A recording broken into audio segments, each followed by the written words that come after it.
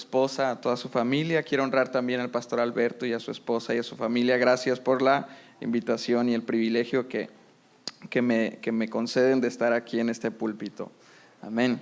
Quiero que abramos nuestras Biblias, por favor, en la primera carta que escribió el apóstol Pedro.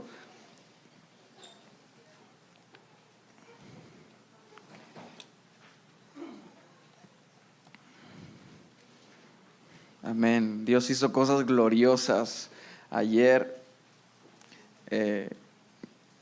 y sé que todavía el Señor tiene más cosas para todos los que estuvieron ayer y para los que llegan aquí, que tal vez es la primera vez que vienen o ya son parte de esta familia. Quiero decirles que el Señor está aquí con nosotros, y cuando el Señor está en la iglesia, cosas suceden. Cuando el Padre de los cielos está en la casa, cosas suceden en nosotros. Capítulo 1 de Primera de Pedro, en el versículo 16, es un pasaje muy corto, pero que encierra uno de los misterios más impresionantes y vastos acerca del carácter de Dios. Dice así la palabra, capítulo 1 de Primera Carta de Pedro, en el versículo 16, porque escrito está: sean santos porque yo soy santo. Una vez más, escrito está: sed santos porque yo soy santo. Amén. Y cuando se organizó el evento, que estábamos con Katia y ahí la familia de Katia y los muchachos de aquí de la iglesia, estábamos organizando el evento y me comentó Katia, me dijo que diera el último tema y hablara de la pureza, de la santidad. Y para hablar de la santidad o de la pureza en una persona, primero hay que hablar de la santidad y la pureza de Dios.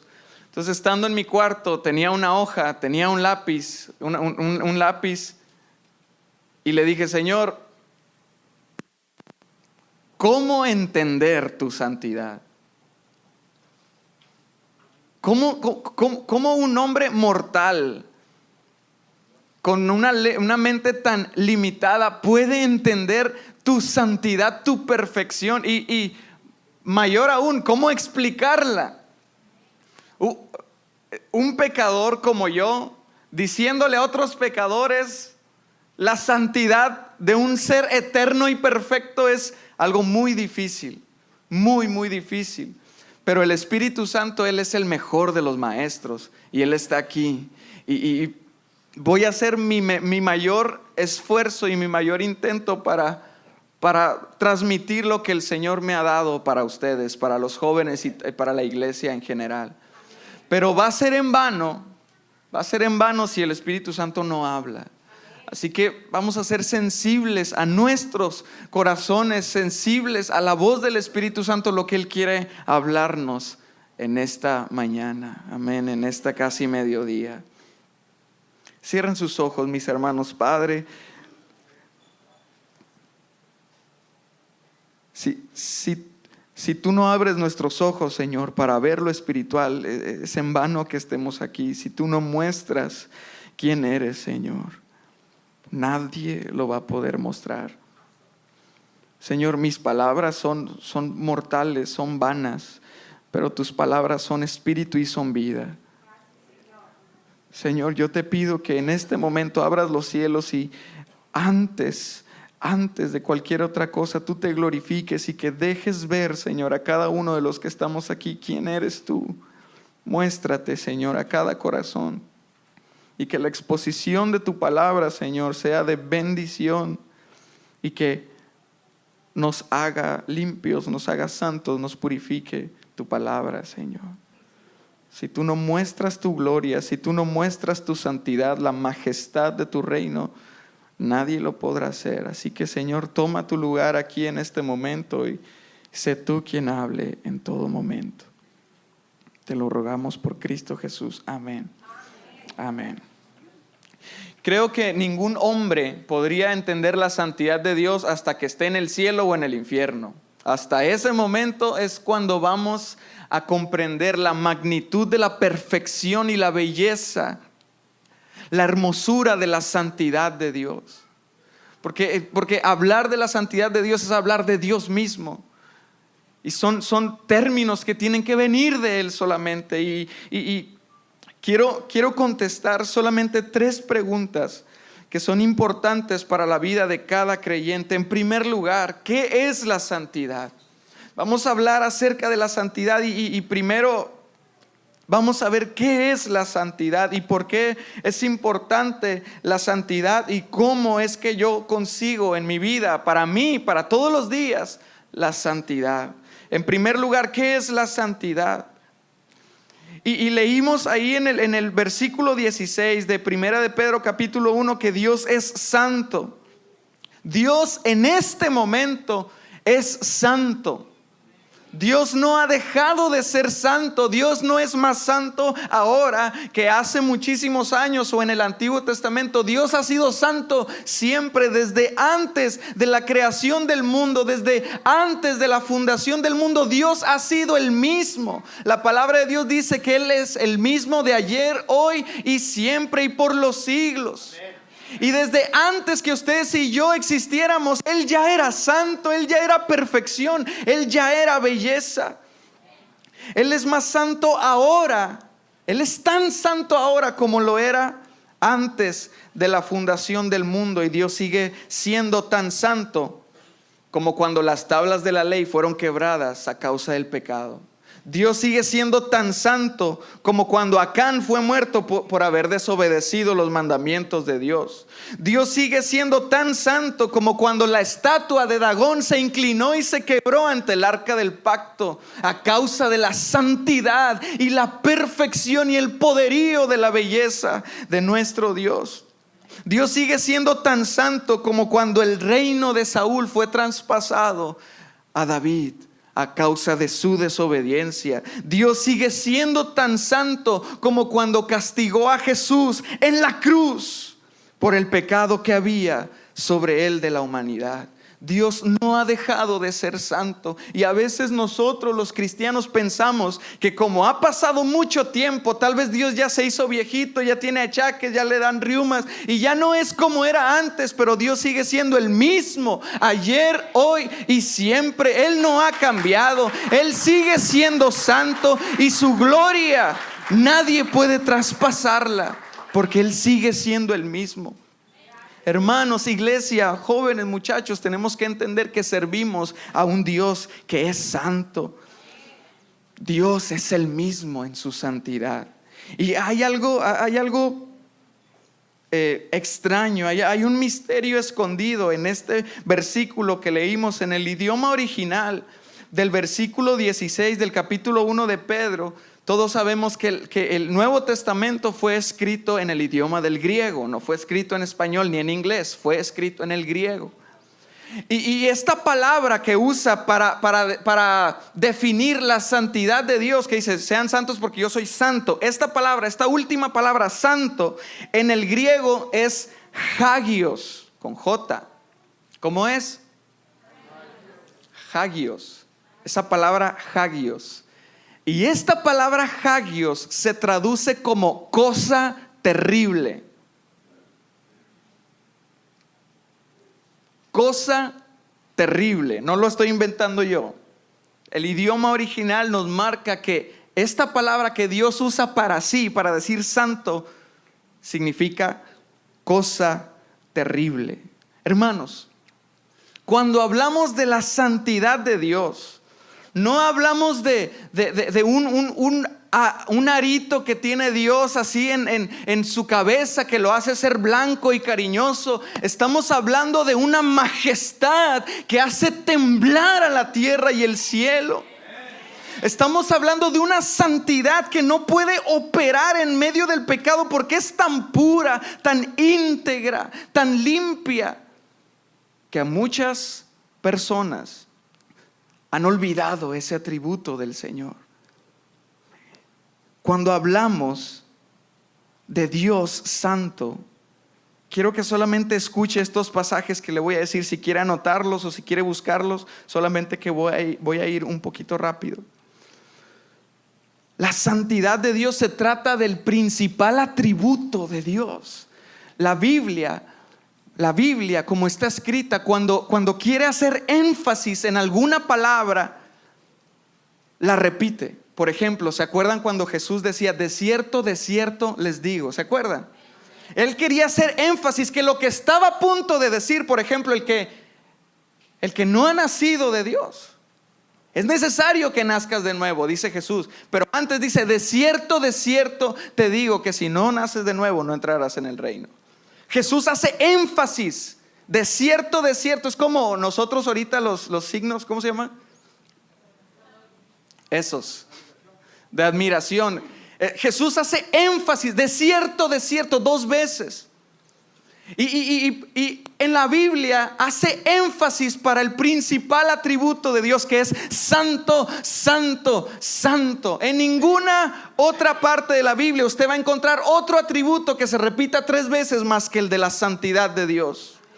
Porque si hay algo que Dios es que Él es santo. No se dice de Dios que es todopoderoso, que lo es.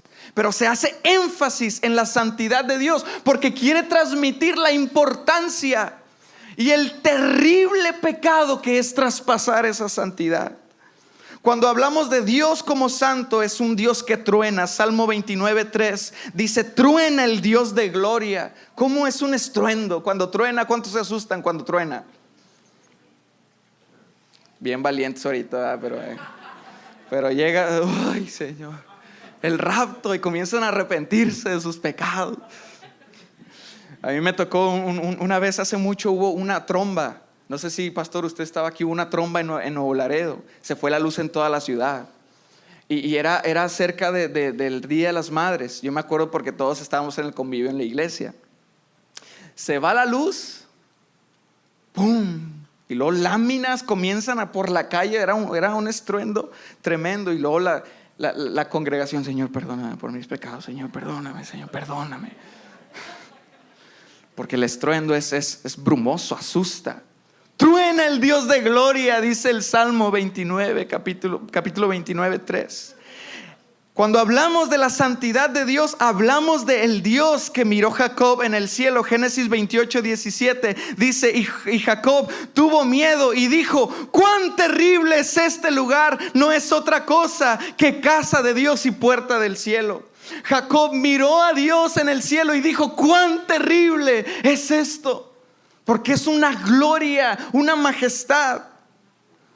Cuando hablamos de Dios como santo, hablamos del Dios que miró Moisés en Éxodo 15:11. Dice, ¿quién como tú, oh Jehová, entre los dioses? ¿Quién como tú, magnífico en santidad, terrible en maravillosas hazañas, hacedor de prodigios?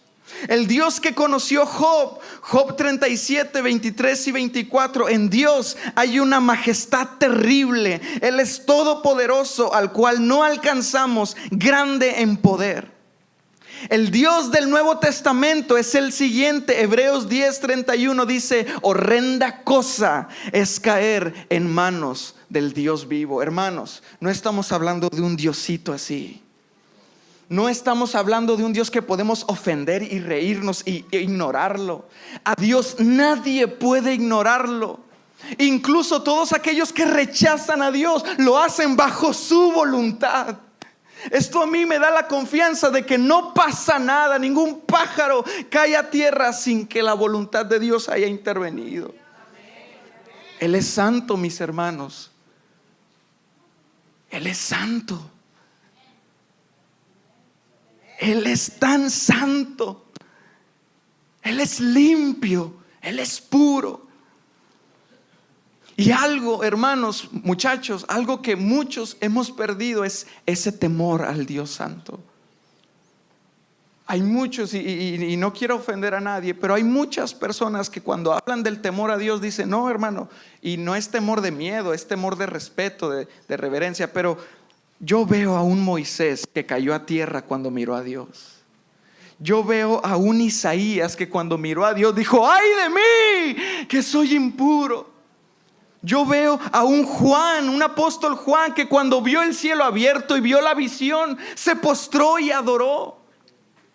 Yo veo a un apóstol Pablo, a Saulo, camino a Damasco, se le aparece la gloria de Jesús y él cae ciego a tierra. Y cada una de las apariciones de los ángeles en el Antiguo y en el Nuevo Testamento Los ángeles se tenían que presentar de esta manera. Cada vez que un ángel se aparecía a una persona, la primer palabra, lea su Biblia, hermano, búsquelo. La primer palabra que los ángeles decían es: no temas. Cuando hablamos del temor a Dios, hablamos de un miedo a ofender esa santidad, a traspasar los límites de su amor, de su gracia, de su misericordia.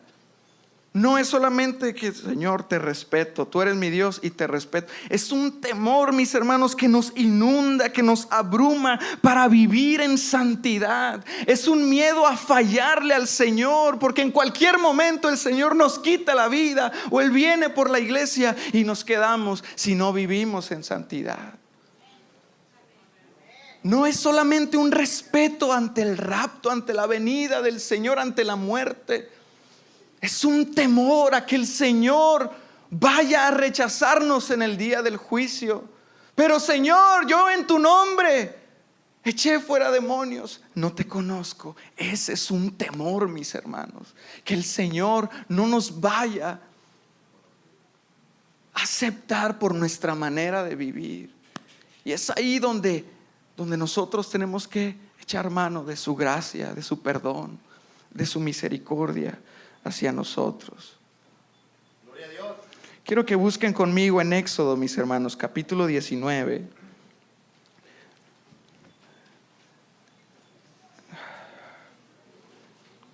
Discúlpeme si uso mucho la Biblia, pero si habla más la Biblia, hablo menos yo. Y eso va a ser mucho mejor. Éxodo 19, versículo 16.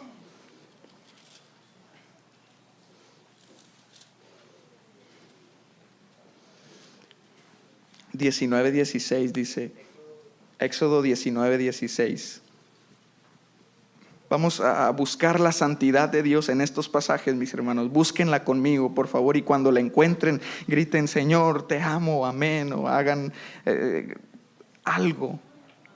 Aconteció que el tercer día, cuando vino la mañana, vinieron truenos y relámpagos y espesa nube sobre el monte y sonido de bocina muy fuerte, y se estremeció todo el pueblo que estaba en el campamento. Y Moisés sacó del campamento al pueblo para recibir a Dios, y se detuvieron al pie del monte. Todo el monte Sinaí humeaba, porque Jehová había descendido sobre el fuego, sobre él en fuego, y el humo subía como el humo de un horno, y todo el monte se estremecía en gran manera. El sonido de la bocina iba aumentando en extremo. Moisés hablaba y Dios le respondía con voz tronante.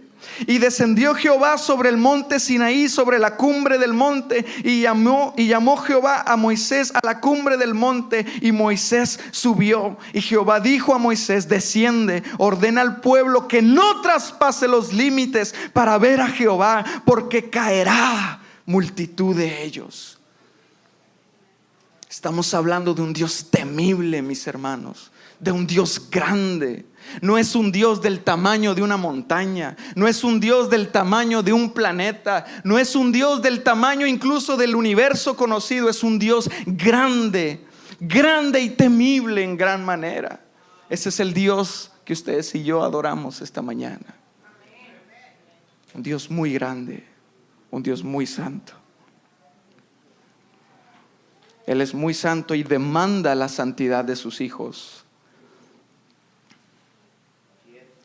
El Señor nos enseña que seamos santos. ¿Por qué? Porque Él es santo. Es un mandamiento, no es una opción para la iglesia, es un mandamiento. Y la santidad para nosotros es la separación del mundo y vivir para la gloria de Dios. Incluso el principal motivo por el cual Dios nos salvó es para vivir en santidad. Efesios capítulo 1, versículo 4 dice: según nos escogió en Él antes de la fundación del mundo, para que fuésemos santos y sin mancha delante de Él. Propósito principal de su salvación y su conversión, hermano, es que usted viva una vida en santificación.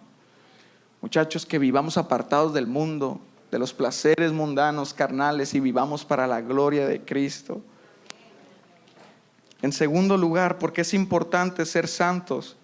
La primera razón que Dios nos da por el cual ustedes y yo tenemos que ser santos es porque Él es santo.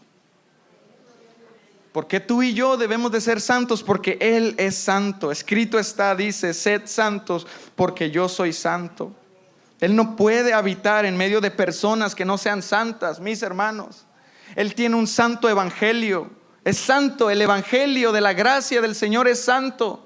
No es un evangelio que podemos pisotear cuando queramos. Es un evangelio santo que Dios le confía a personas santas. Es por eso que la presencia del Espíritu Santo vive en nosotros cuando vivimos en santidad. Primera de Juan 1:5 dice: Dios es luz y no hay ningunas tinieblas en Él. Este Dios santo solo permite seres santos delante de su presencia. En la visión que tuvo Isaías en el capítulo 6, Isaías tuvo una visión donde él miró al Señor sentado en el trono. Y hay algo curioso que Isaías 6:1 dice: el día que el rey Usías murió, vi yo a Dios sentado en el trono. Hasta que Usías murió es que Isaías miró a Dios. A lo mejor hay personas que te están estorbando para que tú vivas una vida de santidad y mires a Dios santo. Hasta que no murió el rey Usías es que Isaías miró a Dios. Examina tu vida y lo que hay en ella y quiénes están en ella, qué personas, qué cosas, qué hábitos están ahí que te están evitando ver a Dios, que se están oponiendo ante la santidad que Dios tiene para ti. Y en esa visión que Isaías vio a Dios, dice que vio a serafines que tenían 6 alas. Dice, con 2 volaban, con 2 cubrían sus ojos y con 2 cubrían sus pies. Las alas que cubren los ojos representan la reverencia, el respeto, el temor que esos seres que no han pecado y esos seres tienen hacia Dios. Y las alas que tienen en los pies están demostrando su indignidad de estar en su presencia. ¿Se acuerdan cuando Dios le habla a Moisés de una zarza y le dice, ¿qué le dice? Quítate las sandalias porque el lugar donde estás es santo. Hermanos, ¿cuántos de nosotros hemos estado pisando con nuestros zapatos la presencia de Dios? El Señor demanda que nos quitemos de todo lo vil, de todo lo que puede estar sucio, porque en Él no habita ninguna tiniebla. Él es santo y solamente personas santas pueden estar en su presencia. Alguien escribió atinadamente y dijo: cuando un pecador dice que quiere ir al cielo, no sabe lo que dice. Cuando una persona que no ama la santidad de Dios dice que quiere ir al cielo, no sabe lo que está diciendo. Todos los que estamos aquí queremos ir al cielo, amén. ¿Para qué? Para glorificar a Dios, para estar en su presencia. Es necesario, mis hermanos, que nosotros amemos la santidad. Es necesario, jóvenes, que amemos con todo el corazón la santidad si queremos ver a Dios. Sin santidad, dice su palabra, nadie verá al Señor. ¿Por qué? Porque sería miserable que alguien que no ama la santidad del Señor aquí en la tierra estuviera en el cielo, porque en el cielo lo único que va a haber es santidad. Si a ti te aburre los 30, 40 minutos de la alabanza, de la adoración que hay en la iglesia cada domingo, te aburre, ya quieres que se acabe, ya te quieres ir, no estás listo para el cielo, porque en el cielo lo único que va a haber es adoración día y noche por toda la eternidad. No va a haber nada más que no sea santidad, que no sea adoración. No va a haber nada más. Cuando un pecador dice que quiere ir al cielo, no sabe lo que dice. Supongamos que pudiéramos ir al cielo. Supón que podrías ir al cielo sin santidad. ¿Serías feliz allí? ¿De qué hablarías con todos los santos que están ahí en el cielo? ¿Te sentirías a gusto cuando ellos te hablaron, que Moisés te hablara, Abraham te hablara de cómo le creyó a Dios, de cómo él vivió en santidad? ¿Te sentirías a gusto platicando con Juan el Bautista, cómo él vivió separado del mundo y vivió para la gloria del Señor? Creo que el cielo sería muy aburrido y muy miserable para todos aquellos que no aman la santidad aquí en la tierra. Porque el Señor nos ha regalado la oración, hermanos. La oración es un regalo, muchachos. La oración es un regalo, no es un castigo, no es un sacrificio.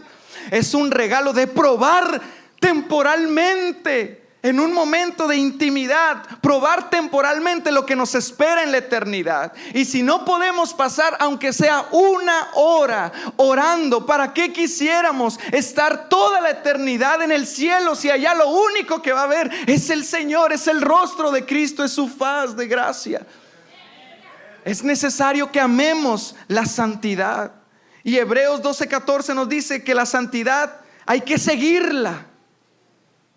Sigan la santidad, dice la palabra. No la esperen. La santidad no es algo que va a llegar porque vienes a la iglesia. La santidad no es algo que va a llegar solamente porque estás en un discipulado. La santidad tú tienes que ir por ella. La santidad tú la consigues por medio de la gracia del Señor. Salmo capítulo 24, versículo 3. ¿Quién subirá al monte de Jehová? ¿Y quién estará en su lugar santo? Los que dan un discipulado y los que vienen todos los domingos a la iglesia. Amén.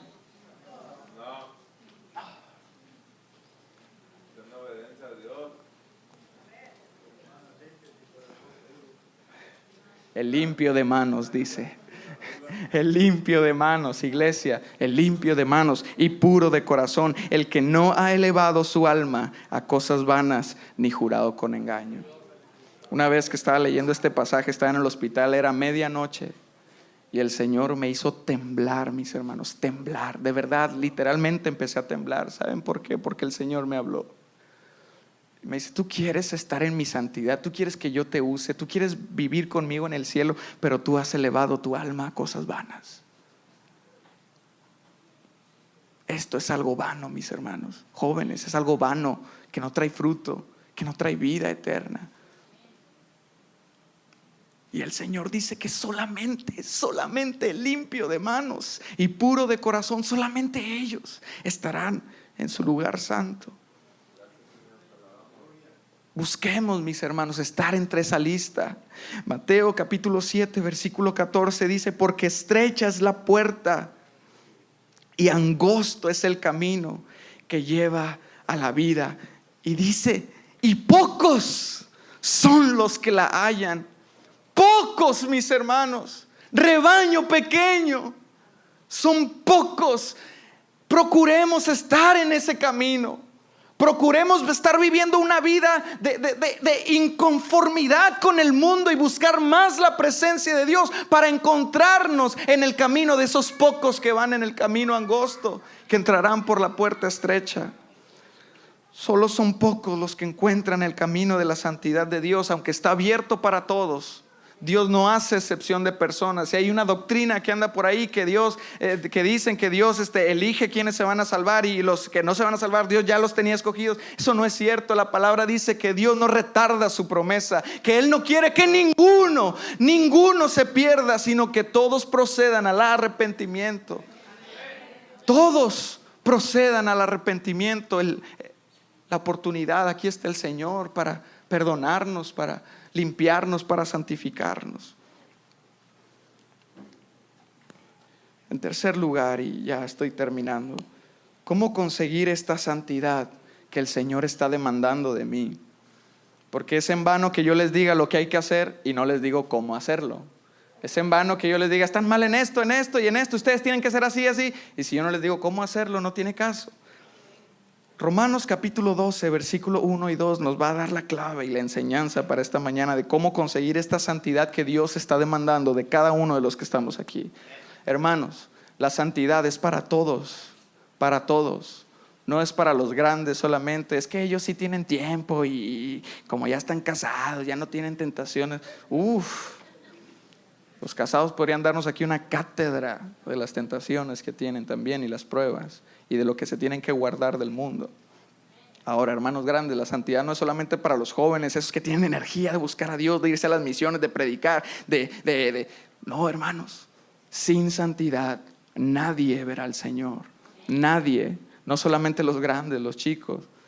Nadie, hermanos.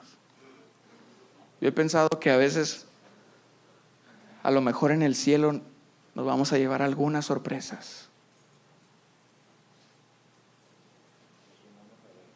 ¿De quién vamos a ver allá? Ahí va a estar el hermano. No, pues si ese hermano ni hablaba. Estaba ahí siempre sentado mero atrás, ni hablaba. Pero aquí está en el cielo porque fue de los pocos. Ese hermano era bien prendido y daba las mayores ofrendas. Y no está, ¿dónde está? Hermanos, sin santidad, no, sin dinero, no, sin santidad, nadie verá al Señor.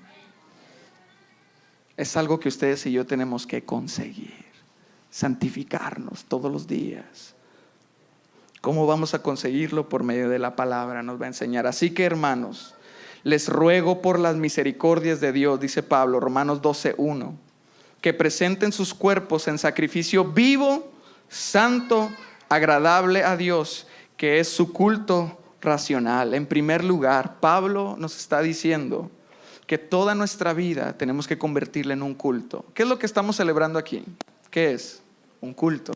¿Qué se hace en un culto? Se da gloria a Dios, se dan ofrendas a Dios, frutos de labios que confiesen su nombre, se da exaltación, se alaba, se adora al Señor. Bueno, eso, un culto, no es solamente algo que tenemos que experimentar un día a la semana. Un culto, mis hermanos, tiene que convertirse en nuestra vida diaria.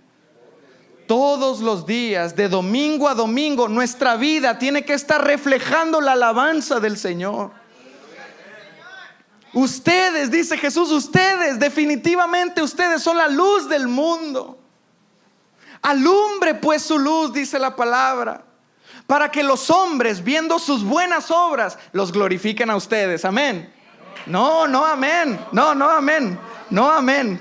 No, amén a eso, no, amén. Que los hombres, viendo sus buenas obras, ¿a quién glorifiquen? A nuestro Padre. A nuestro Padre que está en el cielo. Nuestra vida tiene que ser el reflejo de la gloria de Dios todos los días. Si tú te estabas preguntando por qué estás en esa escuela si nadie es cristiano, por qué estás en ese trabajo si nadie ama al Señor, porque ahí te necesita el Señor. ¿Cómo hacerlo? Por medio de sacrificar nuestro cuerpo, nuestra carne, por medio del ayuno. Venía platicando con el pastor Alberto ayer en la mañana algo tremendo del ayuno. ¿De qué se alimenta un espíritu de pornografía? De pornografía. ¿De qué se alimenta un espíritu de fornicación? De fornicación. Entonces, ¿de qué se va a alimentar nuestro espíritu? De la palabra de Dios. Abstenerse de todos los placeres mundanos y vivir para la gloria de Dios. ¿Quieren saber la clave para vencer las tentaciones? Ayunen, mis hermanos. Prueben el ayuno. Absténganse de las redes, de la televisión, de la coca, de la comida por un momento y vivan para que mengue esa carne y el espíritu sea elevado. Porque cuando no ayunamos o cuando no buscamos al Señor, la carne está acá, miren, bien carnota acá, bien chonchudita. Ay, no le falta nada, siempre está bien. Pero cuando ayunamos, la matamos de hambre y le estamos diciendo a nuestra carne: hey, tú no mandas en mi vida, tú no mandas, manda el Señor, su voluntad será la mía. Y eso se logra cuando el espíritu está fortalecido. Eso se logra cuando el espíritu está fortalecido. La santidad, hermanos, la vamos a conseguir cuando busquemos a Dios con todo el corazón. La Biblia nos enseña que oremos sin cesar, no sin César. Si hay algún César aquí, no, hermano César, usted no puede venir a la oración porque la Biblia dice que usted no puede estar. Orar sin cesar, o sea, sin parar, mis hermanos, sin parar. Orar todo el tiempo. A mí me gusta ir mucho en el carro con mi papá, porque él va manejando y luego está platicando conmigo. Sí, fíjate, sí. Ay, Señor, gloria a tu nombre, Padre. Yo, ¿Qué dijo? No, nada. Te alabo, ayúdame, Señor. Todo el tiempo mi papá está orando y es algo que quiero adaptar para mi vida. Todo el tiempo de oración, mis hermanos. No es solamente 5 minutos en la mañana, 5 minutos en la tarde. Alguien dijo, no, yo oro 3 veces al día. Por el desayuno, por la comida y por la cena. No, mis hermanos, necesitamos un momento, necesitamos un lugar secreto. No una oración raquítica, así sin chiste, de que, Señor, te pido por mi familia esta mañana, ayúdame, vámonos a trabajar. No, eso no funciona, mis hermanos. Y unos dicen, no, yo me encomiendo a Dios todas las mañanas. ¿Qué hace? No, pues nada más en nombre de Jesús. No, mis hermanos, no. Necesitamos un lugar secreto. Cerrada la puerta, dice, sin distracciones. Y tu Padre que ve en lo secreto, Él te recompensará en público. No podemos vivir sin santidad si no vivimos en oración. Es imposible conseguir santidad si no conseguimos oración. En la oración está la bendición. Hermanos, nadie entrará al cielo si no ama este libro. Si no amas este libro, no tienes parte en el cielo, porque allá va a estar quien lo escribió. Imagínate que tú pudieras llegar al cielo sin haber amado este libro. ¿Qué te va a decir el Señor? Ama la palabra, ámalo más que al Facebook, ámalo más que el Snapchat, ámalo más que a tus amigos. Ama este libro por sobre todas las cosas. Consigue unción del Señor en el lugar secreto y por medio de su palabra. Es tiempo, mis hermanos, y es necesario que ustedes y yo hagamos un pacto de hacer nuestros cuerpos un culto santo a Dios, de no conformarnos. Dice el versículo 2, no se conformen a este siglo, sino transfórmense por medio de la renovación de su entendimiento, para que comprueben cuál es la buena voluntad de Dios, agradable y perfecta. Ayer estábamos comentando con los muchachos de que el mundo está enseñando toda la vida al revés, mis hermanos. Todo lo está enseñando al revés. La Biblia habla de la abstinencia en el noviazgo para tener relaciones sexuales, que las relaciones sexuales se disfrutan dentro de un marco santo que es el matrimonio. Y el mundo lo que está enseñando es, háganlo, pero cuídense, aquí tienen sus condones. El mundo está enseñando todo mal. No podemos confiar en la enseñanza que el mundo está dando a nuestros jóvenes, a nuestros hijos. Los hijos tienen que escuchar la palabra de Dios en casa, mis hermanos. Si los padres no les enseñan a los hijos a amar a Dios, el mundo les va a enseñar a amar al diablo. Es tiempo que los padres, el padre de familia, la cabeza, la madre, tomen su rol que les corresponde de enseñar al niño en su camino, para cuando sea viejo no sea parte de él. Es por eso que muchos de nuestros jóvenes en las iglesias se van, porque no tienen esa instrucción, no saben lo que tienen que hacer. Están escuchando la enseñanza sexual, la enseñanza social, la enseñanza de educación en la escuela, por los medios, por las películas, y eso no funciona para nosotros. Ustedes y yo somos hijos de Dios, somos diferentes. Ayer les decía a los muchachos que cuando una nación entera está inclinada ante la estatua de Nabucodonosor, hay 3 jóvenes que no se inclinan ante el sistema mundano, y esos somos el remanente de la iglesia de Jesucristo, que no nos postramos ante ningún sistema mundano. Y aunque el mundo diga que hay diferentes tipos de familia, nosotros conocemos solamente un tipo de familia, que es padre, madre e hijos. No hay más, no hay papá y papá, mamá y mamá, no hay. Solamente hay un modelo santo que no nació de nosotros, nació en el cielo, y el Señor lo ha transmitido por medio de su palabra. No hay más. No hay más. Gloria al Señor. Gloria al Señor. Es tiempo, amigos, hermanos, de hacer un pacto de ser santos en medio de un mundo quebrantado, quebrado. El mayor milagro que Dios puede hacer no es levantar a un muerto. El mayor milagro que Dios no puede hacer es ponerle una pierna a alguien. El mayor milagro que Dios puede hacer es tomar a una persona que no es santa, hacerla santa, ponerla en un mundo que no es santo y mantenerla santa. Ese es el mayor de los milagros que el Señor puede hacer. Y es nuestro llamado. Él nos escogió desde antes de la fundación del mundo para hacernos santos y sin mancha delante de Él. Muchachos, no hay vida tan llena de gozo como la vida de la santidad. Cuando uno vive lejos del mundo y cerca del Señor, uno vive feliz, porque tu espíritu está vivificado. Es el tiempo de hacer hoy un compromiso con nuestra pureza.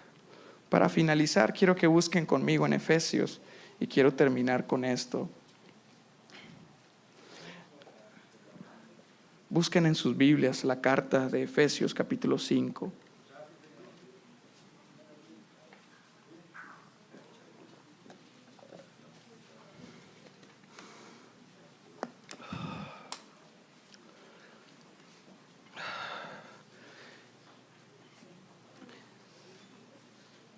Que el Señor nos guarde en su santidad todo el tiempo.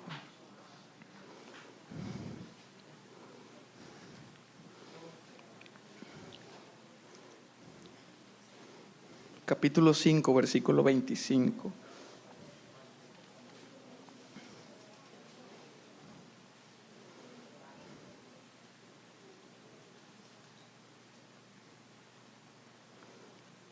Oh, Señor. Habla, Señor. Habla, Señor.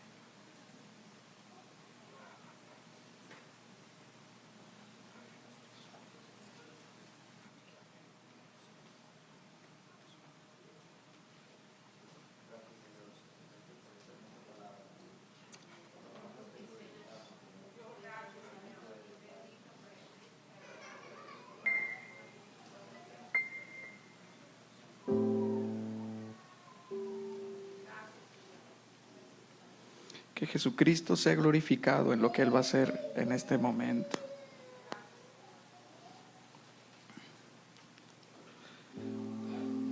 La palabra dice así: maridos, amen a sus mujeres,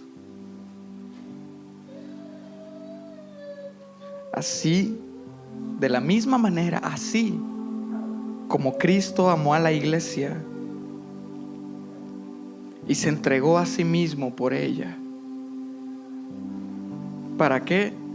Para santificarla, habiéndola purificado en el lavamiento del agua por la palabra, a fin de presentársela a sí mismo una iglesia gloriosa, que no tiene mancha ni arruga ni cosas semejantes, sino que fuese santa y sin mancha. Hermanos, hemos sido purificados y santificados por la palabra de Dios esta mañana. Es nuestra decisión mantenernos santos, puros, limpios ante la presencia, ante el mundo, ante la presión mundana. No debemos de mancharnos, no debemos ensuciarnos con el pecado. Jesucristo dio su sangre en la cruz, no en vano. No fue en vano su sacrificio. Él dio su sangre, su cuerpo, todo lo de Él. Él se cargó el pecado, Él se manchó, Él se ensució de tal manera que Dios tuvo que quitarse de su lugar de padre y ponerse en el lugar de juez y quebrantarlo y sacrificarlo por el perdón de nuestros pecados, para que ustedes y yo no tuviéramos más ese pecado sobre nosotros. Cristo vino a este mundo para santificarnos y hacer un pacto con nosotros de pureza. Cristo, por medio de la cruz, se comprometió con nosotros. Cuando un hombre se va a casar con una mujer, le da un anillo, y ese anillo significa compromiso. Ese anillo significa que ya no le pertenezco a nadie más, solo te pertenezco a ti, y me voy a casar contigo. Y la novia y el novio tienen la responsabilidad de guardarse toda la vida solamente para esa persona. Cristo, por medio de la cruz, Él vino y se comprometió. Él puso un anillo en la iglesia y le dijo: pronto vendré por ti. y te casarás conmigo en el cielo. Y juntos seremos una sola carne. Seremos uno con el Señor. En las bodas, lo más hermoso de la dignidad, la honra de una novia es su vestido, ¿verdad? Cuando hablamos de bodas y que la novia está preparando todo, lo principal es el vestido. Oye, ¿qué crees? Me voy a casar. Ah, de veras, ya tienes el vestido. Es lo principal, porque es su dignidad, es su honra. Y así como la honra de la novia es su vestido, nuestra honra es la santidad. Pero ¿qué pasaría si la novia por alguna razón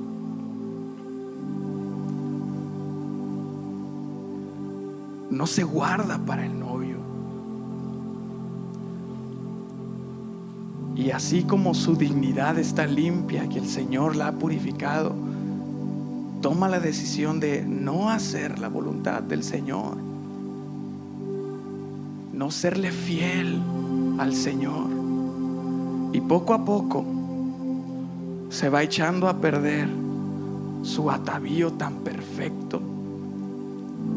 Ella no respetó a su Señor. Hizo cosas indebidas.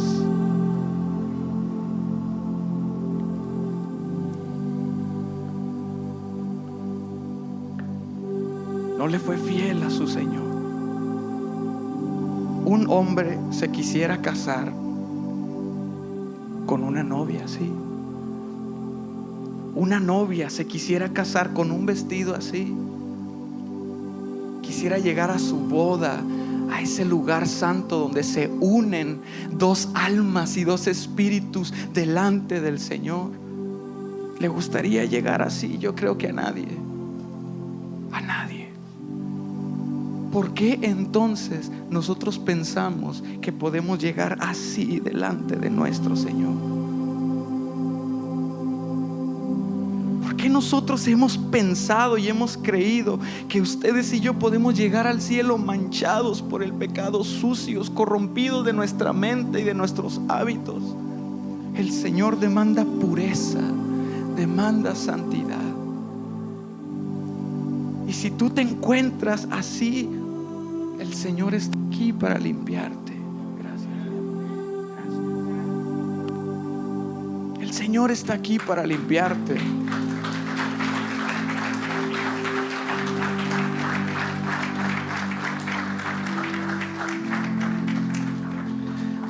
Las bodas en tiempos de Jesús, escuchen esto y ya termino. Las bodas en tiempos de Jesús se trataban así: iba el esposo y pagaba un dineral a la familia de la novia, el dote. Le pagaba el dote a la familia de la novia por la hija, por la novia. Y eso era simbolismo del compromiso. Como ahora se da el anillo, antes se daba una buena lana, o lo que tuviera, grano, frutos, lo que sea, pero se pagaba un precio por la novia. Dentro de un año se celebraba la ceremonia, la fiesta. Y estas fiestas duraban de 7 a 14 días. Una semana o 2 semanas duraba la fiesta. Qué padre, ¿no? Ir a una fiesta de bodas así, una boda así.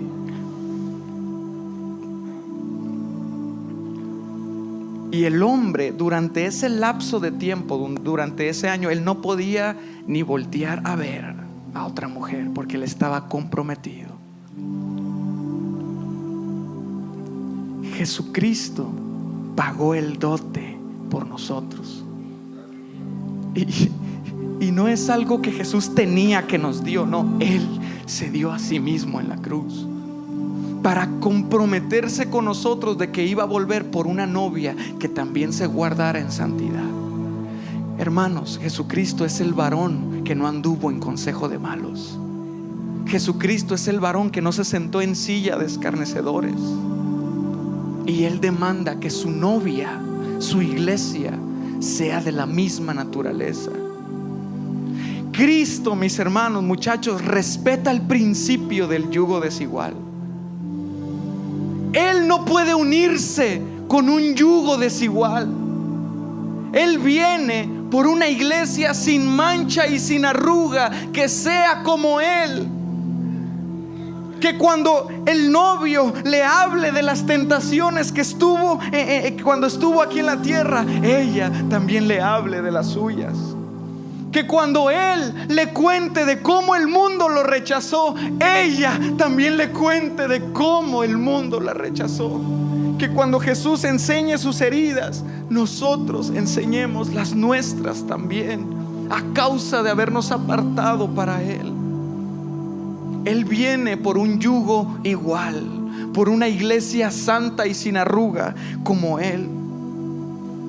Y la unión matrimonial aquí en la tierra, se dice desde el púlpito que hasta que la muerte los separe. Pero la unión que ustedes y yo tendremos con el Señor, ni la muerte, ni la vida, ni ángeles, ni principados, ni ninguna otra cosa creada la podrá separar, porque es el amor de Dios en Cristo nuestro Señor. Antes las bodas duraban 7 días o 14. Estas durarán toda la eternidad con nuestro Señor, si nos guardamos para Él, si hacemos un pacto de santidad para Él. Quiero que estén de pie, mis hermanos, y sin pensarlo quiero que los jóvenes vengan al altar, y toda la iglesia que quiera hacer un pacto con el Señor, vengan al altar. Vengan al altar. Vengan al altar. Esto no es solamente para unos cuantos. Si Dios te ha hablado por medio de su palabra, no ignores la voz del Señor. No ignores lo que Dios te está hablando. Probablemente uno de los motivos por los cuales no te sientes a gusto de venir es porque estás sucio. Pero precisamente los sanos no necesitan doctor, sino los enfermos. Él vino a buscar a los pecadores, no a los justos. Ven, hermano, ven, hermano, ven, hermano, y haz un pacto de santidad y de pureza con el Señor aquí. Jóvenes, las señoritas que se pudieran hincar aquí en el altar, háganlo. Hínquense delante de Dios. ¿Por qué hincarse? Porque es una posición de reverencia, de humildad, de humillarse delante de la santidad de Dios. Muchachos, háganlo en reverencia. Cristo viene por una iglesia sin mancha y sin arruga.